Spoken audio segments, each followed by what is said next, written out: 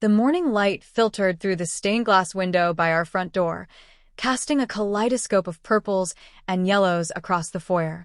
It was a strangely vibrant pattern, almost mocking the chaos unfolding just steps away. My husband Daniel lay sprawled on the living room floor, his breath shallow and ragged, his eyes fluttering half open. Sweat beaded on his forehead, trickling down his temples, while his left arm twitched violently, as if it had a mind of its own.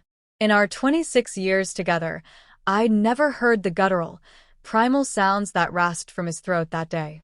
My name's Ellen, and in that moment, I knew this wasn't the occasional heartburn he'd brushed off with a laugh. This was something monstrous. Something deadly. I fumbled for my phone and dialed 911, my hands trembling as I watched him writhe. The operator's voice was calm, too calm, telling me to monitor his breathing and stay steady until the ambulance arrived. He's having chest pains, I choked out, really bad ones. I could already hear the sirens, a faint wail growing louder, and relief bloomed in my chest like a fragile flower. Help was coming. But then, the world tilted into a nightmare I couldn't have scripted. The ambulance screeched to a stop outside, red lights flashing through the curtains. 2 paramedics leapt out, gear in hand, and bolted toward our porch, only to freeze dead in their tracks. I flung the door open, screaming for them to hurry, but they didn't move. At first, I thought something sinister loomed behind me, some unseen threat holding them back. Then I saw her. Margaret Voss, the newly minted president of the Pine Hollow HOA, stood squarely between the paramedics and my doorstep, clutching a piece of paper like it was a royal decree. She tapped it with a manicured finger, her posture rigid, her voice cutting through the air as I yelled, "He's having a heart attack. Get in here now." The taller paramedic, his badge glinting with the name Carter, stared at me, his face a mask of bewilderment tinged with dread. He glanced from Margaret's paper to the stretcher behind him and called out, "Ma'am, we're being told we can't enter without official HOA clearance." His words sounded absurd, like a line from a bad movie, and I almost laughed, thinking it was a sick joke. I waved them in again, desperation clawing at my throat, but Margaret's voice rose above mine like a judge handing down a sentence.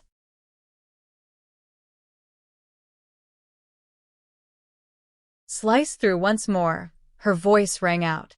"This property is under an access dispute," she declared, prim and unyielding, like a schoolmarm scolding a child. "You're not permitted here until it's resolved. These are the rules." Rules. My husband was dying. His face flushed and contorted, his lips turning a faint purple, and this woman was preaching about rules. I screamed, "He's dying, for God's sake," and lunged forward, ready to drag the paramedics inside by their collars if I had to. But Margaret thrust that paper in my path, HOA Bylaw 17C. A cryptic little regulation buried in the fine print of meetings no one attended. It claimed that due to an unresolved dispute over our overgrown hedges and a stack of unpaid fines, the HOA could bar unauthorized personnel from our property. Never in my wildest dreams had I imagined a rule could stop paramedics from saving a life. Yet here it was, a bureaucratic monster wielded with chilling precision. Daniel and I would have fought it ages ago if we'd known, but it had slithered into existence, without a whisper of warning. Seconds bled into minutes. One paramedic retreated to the ambulance, presumably radioing for guidance, while I stood there helpless, watching Daniel fade. Weren't there laws to override this insanity? Didn't emergency responders have carte blanche to act? Apparently not. At least, not when the HOA threatened lawsuits for trespassing on encumbered property. The paramedics wavered, caught in a legal quagmire, their jobs on the line. I couldn't process it. My husband needed oxygen, not a debate with a clipboard-wielding tyrant. It was a surreal standoff, an ambulance idling, 2 paramedics paralyzed, and Margaret Voss, immovable as stone, while my cries ricocheted off the porch. I dropped beside Daniel, pressing my hand to his chest, whispering his name through tears. His eyes searched mine, pleading, and all I could do was hold on. My palm pressed into his chest, mimicking the CPR I'd seen in a long-forgotten class. I wasn't trained, but I had to do something, keep his airway open, keep him with me. His lips were fully purple now, his gasps weaker. Then a miracle. The taller paramedic, Carter, muttered, "Screw this," and shoved past Margaret. His partner followed, ignoring her shrill threats to call the police. "Call whoever you want," I shrieked, my voice raw and unrecognizable. "Just save him." They slapped an oxygen mask over Daniel's face, started compressions, and hoisted him onto a stretcher. I clung to hope as they worked, convincing myself they'd fix him now that they were here. But at the hospital, hope crumbled. Daniel went into full cardiac arrest on the operating table and was gone within the hour. I didn't cry then, not yet. The world felt brittle, hollowed out. All I could see was Margaret's smug face, as if Daniel's life was just another agenda item she checked off. The coroner's report later confirmed my gut. A massive heart attack, survivable with immediate care. But the delay likely contributed to his death. That phrase burned into me.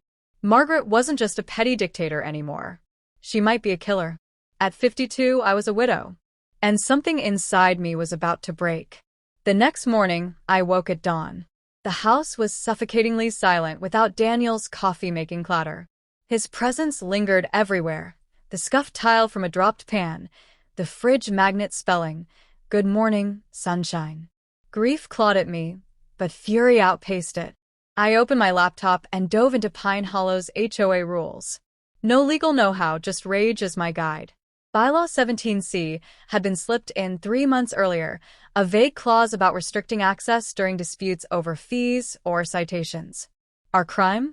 A hedge Daniel planted too close to the property line, sparking a fine we contested over a year ago. You said. The botched survey had triggered everything. The HOA had scheduled a hearing, but apparently, they decided to punish us first, twisting the term unauthorized personnel to include paramedics. It was laughable until it wasn't. The phone calls started that day. Neighbors offering condolences, then reporters sniffing around for a scoop. Our cul-de-sac was swarmed with news vans by noon. Margaret issued a statement, calling it an unfortunate misunderstanding due to a property dispute, never once saying Daniel's name. Just asterisk the homeowner. Asterisk the gall of it lit a fire in me. Then Jim Grayson, retired lawyer, neighbor, a man with a pension and a passion for flannel and daily dog walks, showed up. He'd seen everything from his window. The ambulance stalled, Margaret's blockade, all of it. His voice shook as he said, "I couldn't believe it. This is criminal, Ellen. If you fight, I'm in." I didn't hesitate. We built a case. We hedged it with dispute records, the bylaws text, neighbor accounts, that pitiful press release. The paramedics, Carter and his partner, would be key if we could track them down. I called my son Ryan at his Air Force base, bracing for the pain in his voice. "Mom, do it," he said, voice tight. Dad always said, *stand up when it's hard. That night, I lit one of Daniel's cigars in the backyard, letting the smoke curl into the dusk. Tears finally spilled as I pictured him joking beside me. Grief would wait. I had a war to wage. 6 months later, we packed the county courthouse.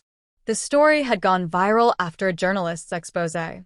Letters flooded in, some cheering, others railing against HOA tyranny.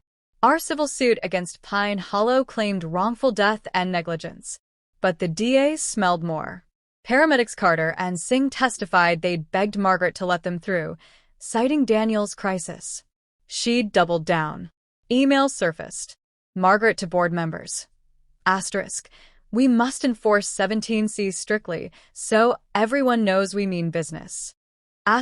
Even if it meant blocking a medical crew. A board member had warned of lawsuits. Margaret had replied, let them sue. We can't let citations slide. The courtroom gasped. She knew the risk and didn't care. Margaret's defense, that she'd only asked for credentials, fell apart under witness after witness. On the stand, she faltered, admitted she'd warned of trespassing charges, said it was their choice to violate the rule. The jury saw intent, not just negligence.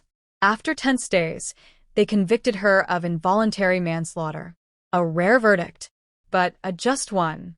The charge stunned the room. The HOA paid damages, a hollow sum. Outside, I faced the cameras, voice steady. Daniel deserved a chance. He didn't get it because an HOA thought rules trumped decency. Justice came, but it can't mend my heart. Pine Hollow imploded. Board resignations, dissolution.